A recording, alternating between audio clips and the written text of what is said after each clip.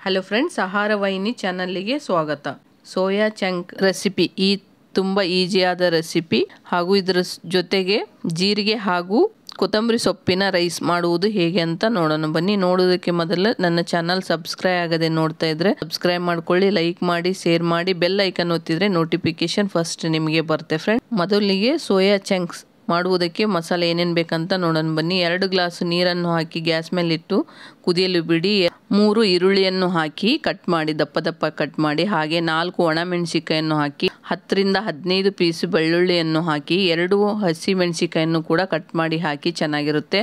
2 ಇಂಚು ಹಸಿ ಶುಂಠಿಯನ್ನು ಹಾಕಿ ಹಾಗೆ ಇದಕ್ಕೆ ಒಂದು ಅರ್ಧ ಕೈ ಮುಷ್ಟಿಯಷ್ಟು ಕೊತ್ತಂಬರಿ ಸ್ಟೆಮ್ ಅಥವಾ ಕೊತ್ತಂಬರಿ ಸೊಪ್ಪನ್ನು ಹಾಕಿ 10 ರಿಂದ 15 ಗೋಡಂಬಿಯನ್ನು ಹಾಕಿ ಹಾಗೆ ಸ್ವಲ್ಪ ಉಪ್ಪನ್ನು ಹಾಕಿ 1/4 ಟೇಬಲ್ ಸ್ಪೂನ್ಗಿಂತ ಕಮ್ಮಿ ಉಪ್ಪನ್ನು ಹಾಕಿ ಇದನ್ನು ಕುದಿಯಲು ಬಿಡಬೇಕು. 10 ರಿಂದ 15 ನಿಮಿಷ ಇದು ಚೆನ್ನಾಗಿ ಕುದಿಯಬೇಕು. ಫ್ರೆಂಡ್ಸ್, ಇದು ಎಷ್ಟು ಚೆನ್ನಾಗಿ ಕುದಿಯುತ್ತೋ ಟೇಸ್ಟಿ ಅಷ್ಟು ಚೆನ್ನಾಗಿ ಬರುತ್ತೆ ಗ್ರೇವಿಗೆ. ಸೋಯಾ ಚಂಕ್ ಇದಕ್ಕೆ ಮಸಾಲ ಚೆನ್ನಾಗಿ ಇರುತ್ತೆ ಈ ಥರದಲ್ಲಿ ಮಾಡಿದರೆ.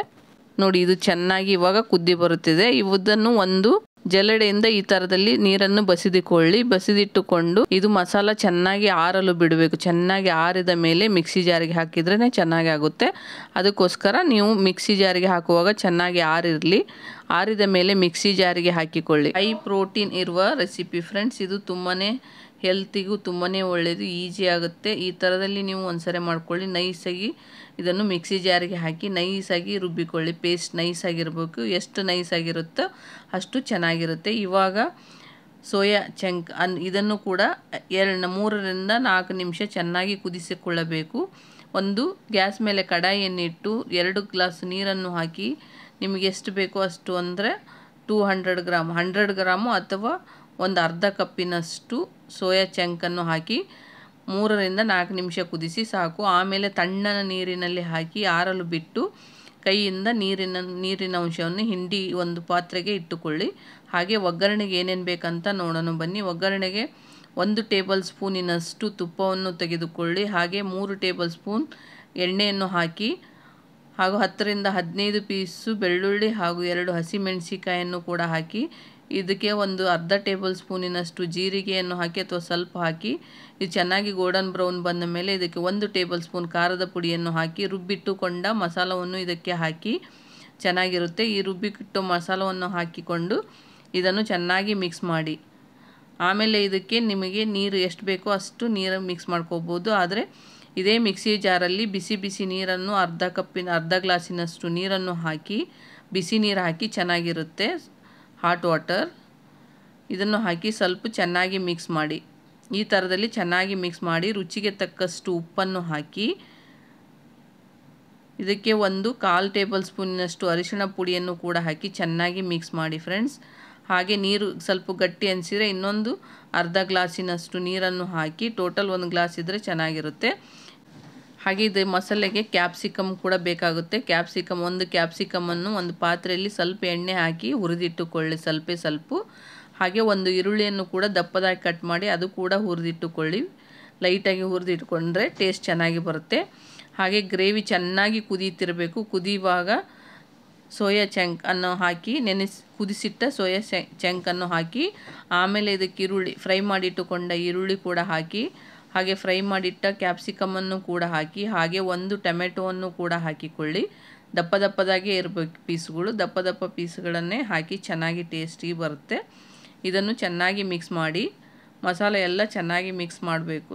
ಈ ಥರದಲ್ಲಿ ಮಿಕ್ಸ್ ಮಾಡಿ ಇದು ಚೆನ್ನಾಗಿ ಕುದಿಯಲು ಬಿಡಬೇಕು ಫ್ರೆಂಡ್ಸ್.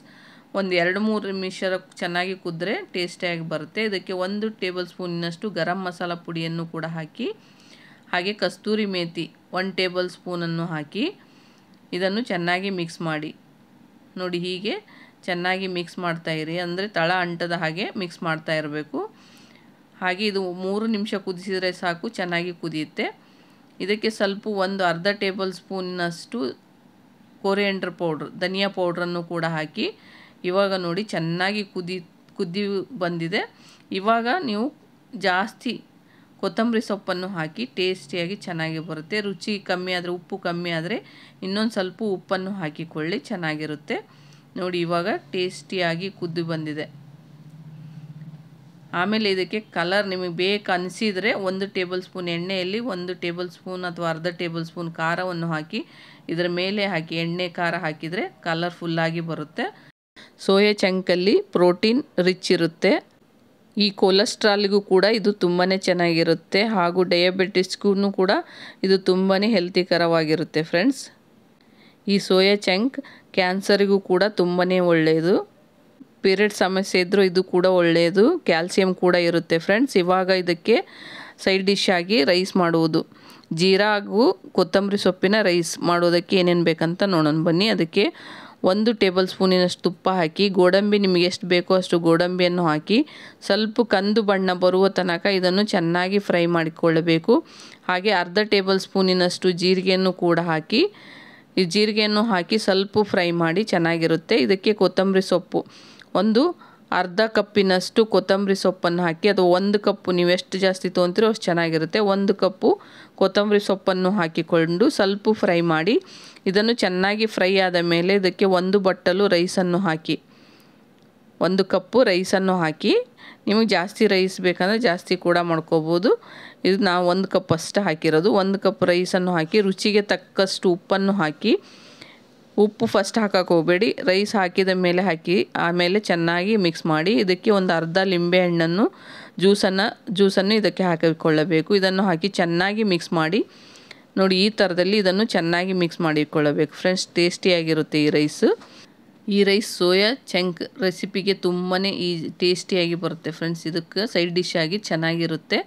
ಇದು ನೀವು ಕೂಡ ಒಂದ್ಸರಿ ಟ್ರೈ ಮಾಡಿ ಫ್ರೆಂಡ್ಸ್. ತುಂಬಾ ಟೇಸ್ಟಿಯಾಗಿ ಈಸಿಯಾಗಿರುತ್ತೆ ಹಾಗೂ ಲಂಚ್ ಬಾಕ್ಸಿಗೂ ಬರುತ್ತೆ, ಡಿನ್ನರಿಗೂ ಬರುತ್ತೆ. ಚಪಾತಿ, ರೋಟಿ, ರೈಸ್, ನಾನ್, ಪುಲ್ಕಾ, ಕೊತ್ತಂಬರಿ ರೈಸ್ ಹಾಗೂ fried rice, jeera rice, vegetable fried rice, ಇದು ಎಲ್ಲದಕ್ಕೂ ತುಂಬಾ ಸೈಡ್ ಡಿಶ್ ಆಗಿ ಈ ಗ್ರೇವಿ ಸೋಯಾ ಚಂಕ್ಸ್ ಗ್ರೇವಿ ತುಂಬಾ ಟೇಸ್ಟಿಯಾಗಿ ಬರುತ್ತೆ ಫ್ರೆಂಡ್ಸ್. ಲೈಕ್ ಮಾಡಿ. Thank you to all friends.